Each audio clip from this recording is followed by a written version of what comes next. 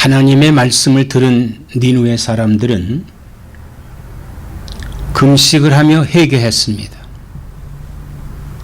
왕이 그러했고 또한 대신들로 그러하게 함으로 인해서 그들이 순종함으로 금식하며 회개했습니다. 심지어는 가축들까지도 음식을 주지 않고 온 백성들이 회개했습니다. 이 회개하는 니느웨를 보신 하나님께서 본래 재앙을 내리시겠다고 하신 그 계획을 변경하시고 그 재앙을 내리지 아니하셨습니다. 참 니느웨 사람들이 이 재앙을 피하게 된 것은 요나가 그 성읍에 들어가서 하나님의 말씀을 증거했기 때문인 것입니다.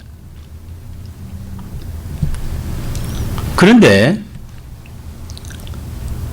사실 이 요나가 이러한 그 니느웨 사람들의 반응에 대해서 좀 어처구니 없는 반응을 했어요. 1절에 보면 요나가 매우 싫어하고 성내며 그랬습니다. 하나님께서 니느웨를 재앙을 내리지 아니하시고 그 백성을 하나님께서 축복을 주심으로 말미암아 니느웨는 아주 싫어하면서 성을 냈다, 이런 반응을 보입니다.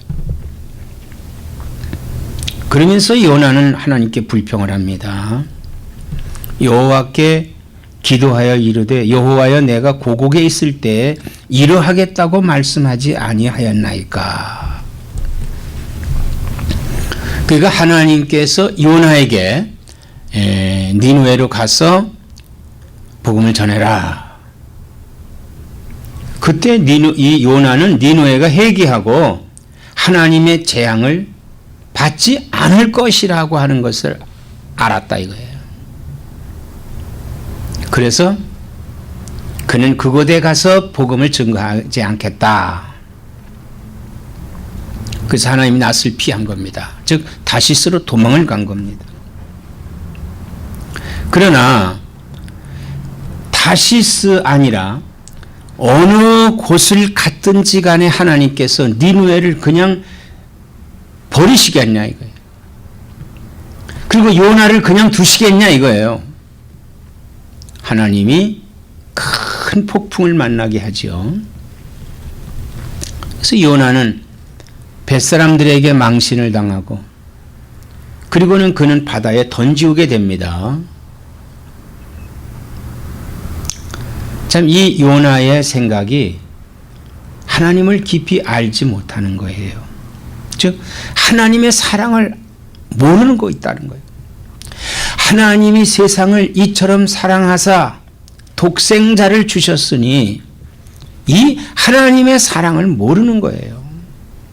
단지 그들은 꽉 막혀 있는 자기들이 갖고 있는 그 둘레 속에서, 즉 하나님은 선민의 하나님이요 이스라엘의 하나님이시다. 그래서 이방인들은 구원시키지 않는다고 하는 그런 생각을 꽉 갖고 있는 겁니다. 이게 종교의 편향이에요.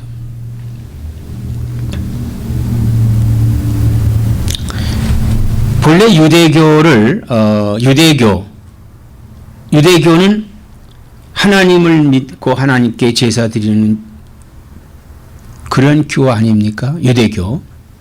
그런데 지금의 유대교는 사람이 만들어진, 유대인들이 만들어진 종교예요. 만들어진 종교입니다. 이 종교의 개념, 이 종교는 자기 편향주의예요. 자기주의에 빠지는 것이 종교입니다.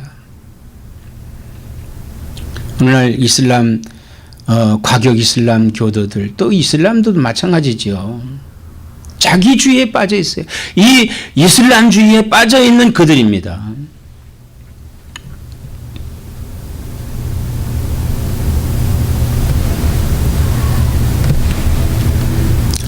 그러나 분명히 이 하나님의 사랑을 모른 거예요. 그런데 그는 이렇게 말합니다. 주께서는 은혜로우시며 자비로우시며 노하기를 더디하시며 인애가 크시사 뜻을 돌이켜 재앙을 내리지 아니하시는 하나님이신 줄을 내가 알았음이니이다. 이런 인애가 크시고 은혜로우신 하나님이라고 하는 것을 알았지만은 그 하나님 깊은 사랑을 몰랐다 이거예요. 사랑을 모른 겁니다. 그래서 이 요나는 불평하고 하나님께 감사하지 않았어요. 자기가 하나님의 말을 듣고 말씀을 듣고 가서 니느웨 백성들에게 복음을 전하고 그들이 돌이켜 회개했을 때 사실 누구보다 기뻐할 사람은 요나입니다. 그러나 그는 감사하지 않았어요. 오히려 하나님께 3절에 보면 여호와여 원하건대 이제 내 생명을 거두어 가소서 사는 것보다 죽는 것이 내게 나음이니이다 하니 그랬어요. 아니 하나님께서 니느웨 백성들을 구원하셨다고 해서 왜 자기가 죽느냐 이거예요. 왜 사는 것보다 죽는 것이 낫다고 하느냐 이거예요.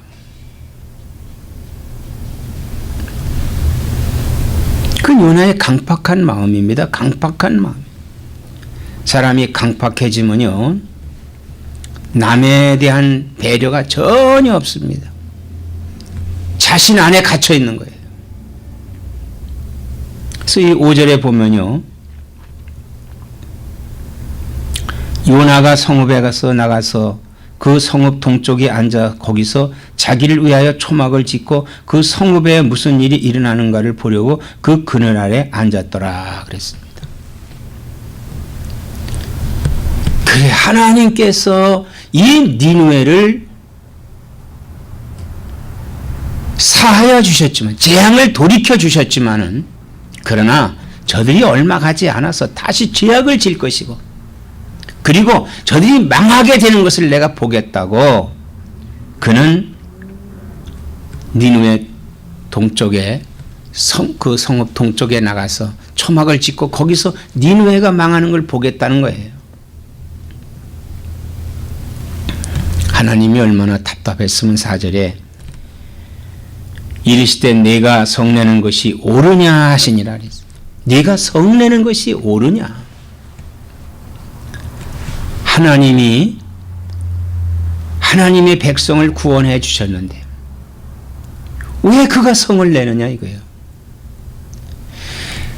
선민이라고 하는 이 선민에 갇혀 있는 이 요나 그래가지고 어떻게 이 세상에 있는 백성들을 구원할 수 있겠어요? 하나님의 백성들을. 예수님께서 이 땅에 오셔서 유대인들을 구원하시기 위해서 십자가에 죽으신 것이 아니에요. 유대인뿐만 아니라 온 인류를 구원하시겠다고 하는 그러한 하나님의 사랑으로 이 땅에 오시어서 십자가에 죽으시고 십자가에서 온 인류의 제물이 되신 거예요. 그리고 하나님의 큰 능력으로 무덤에서 다시 부활하신 겁니다. 다시 사신 겁니다. 그래서 예수님은 부활의 첫 열매가 돼서 우리도 다시 살 수 있다고 하는 부활할 수 있다고 하는 이 소망을 우리에게 주신 겁니다. 그런데 요나는요 자기 성질이 나가지고 자기 안에 자기 고집 속에서 지금 니느웨가 망하는가 어제 안 망하는 보나 자기 보자 하고 초막을 짓고 거기에 지금 앉아 있는 겁니다.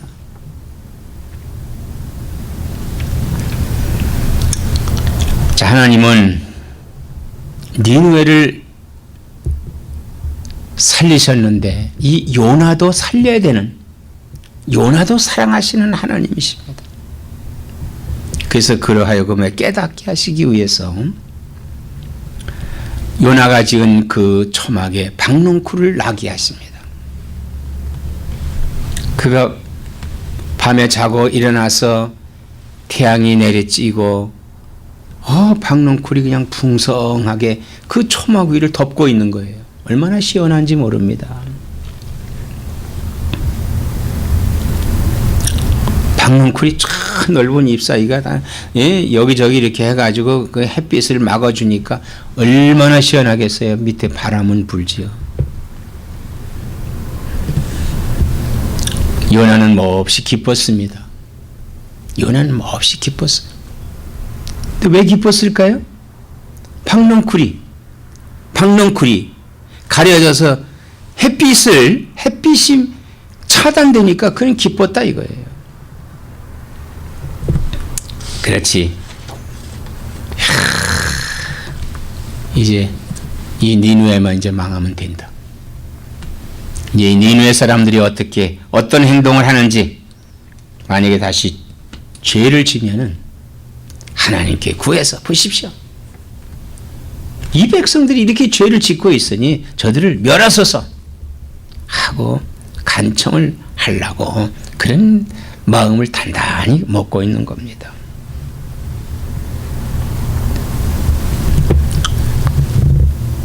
이 강팍한 사람들의 심정은요, 전혀 다른 사람 생각을 안 해요.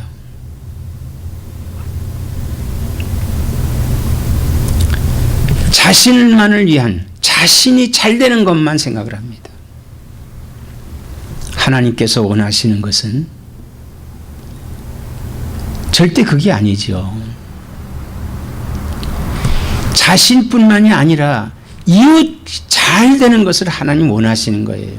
그래서 위로는 하나님을 사랑하고, 그리고 아래는 이웃을 내 몸과 같이 사랑하라고 이렇게 계명을 주시는데도 불구하고 이 요나는 강팍한 마음에 꽉 있습니다. 그래서 하나님께서 이 요나에게 정말 하나님의 그 사랑을 가르쳐야 되겠다. 그래서 그날 밤에 하나님이 또한 벌러지들을 예비하십니다. 박넝쿨에 벌러지가 꽉 찼어요. 밤새도록 그 벌러지들이요, 그 박넝쿨 잎새를 다 갉아먹은 거예요. 이 벌러지라고 하는 것은 어떤 겁니까? 벌러지는요, 해로운 게 있고 이로운 것이 있어요. 이로운 벌러지와 해로운 벌러지. 근데 지금 이 박넝쿨을 갉아먹는 것은 이거 분명히 해로운 벌러지예요. 해로운 벌러지입니다. 이 해로운 벌러지가 지금 박넝쿨을 다 긁어먹지요. 그러나 이 벌러지들이 박넝쿨을 다 긁어먹음으로 말미암아서 이 박넝쿨은 어떤 문제가 생깁니까? 박이 열리지 않죠. 넝쿨이 잎사귀가 없기 때문에 절대로 열매가 맺히지 못합니다. 그러므로 이 벌러지가 생기지 않아야 되는 것이거든요.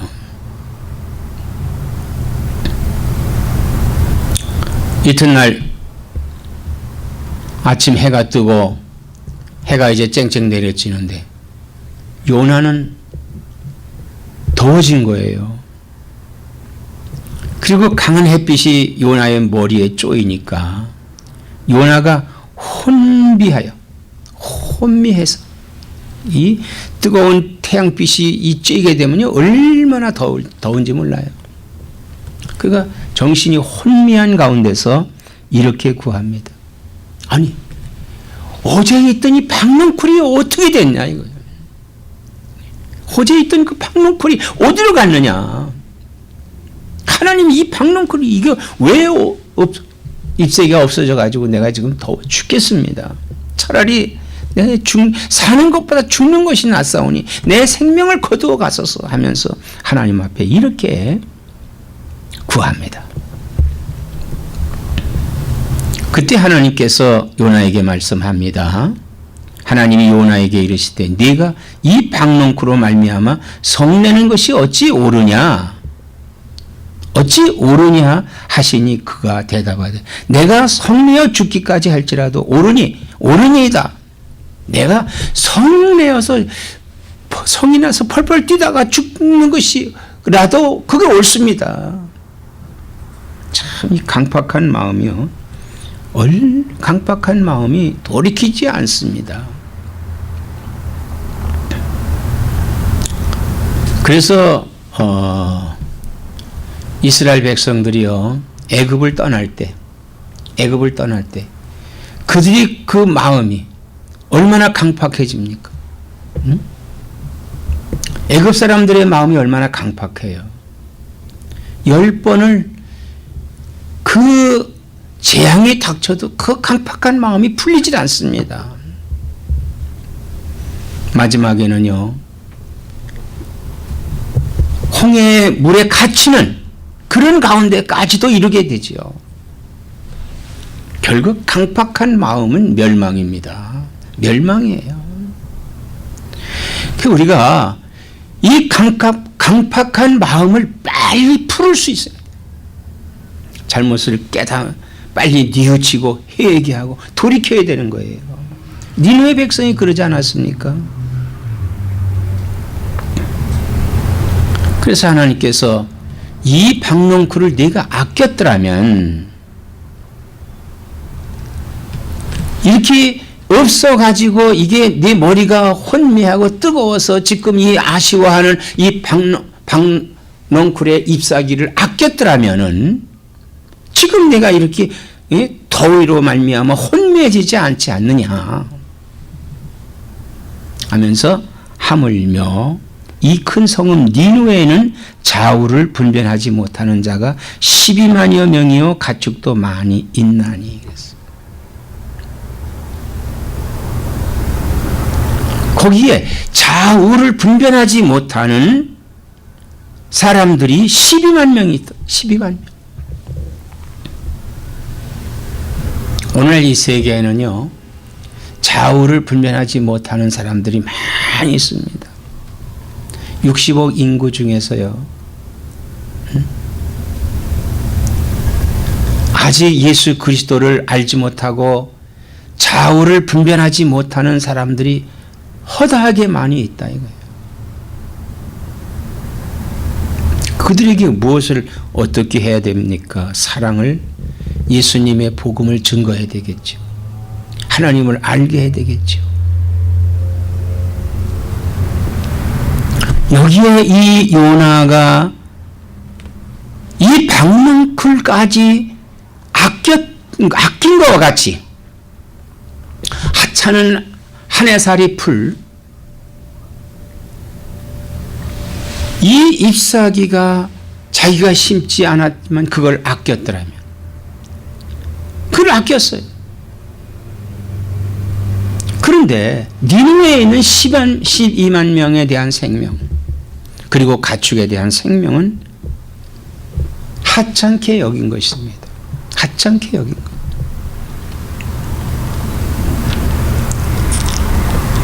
하나님께서 말씀하면 내가 어찌 아끼지 아니하겠느냐. 이 12만 명과 그 가축들을 하나님께서 어찌 아끼지 아니하겠느냐 그랬어요. 하나님께서 아끼시는 것은 뭡니까? 오늘 이 땅에 있는 인류입니다. 하나님이 아끼시는. 그런데 하나님의 말씀이 들려도 그들은 강팍해서 마음의 문을 닫고 하나님께로 돌아오려고 하지 않습니다. 어떻게 해야 되죠?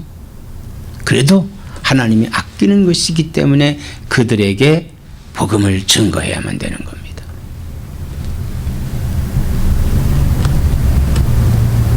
어떠한 경우에도 그들에게 복음을 증거해야 되면 되는 거예요. 하나님이 원하시는 것이 바로 이것입니다.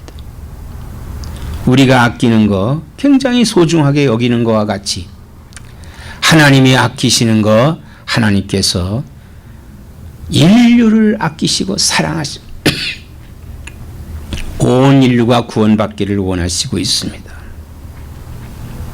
이제 주님이 오실 때가 얼마 남지 않았습니다. 우리는요 요나가 박농쿨을 아꼈던 것과 같이 그런데 그 박농쿨의 잎사귀가 벌레 먹었다고 하여 성을 내면서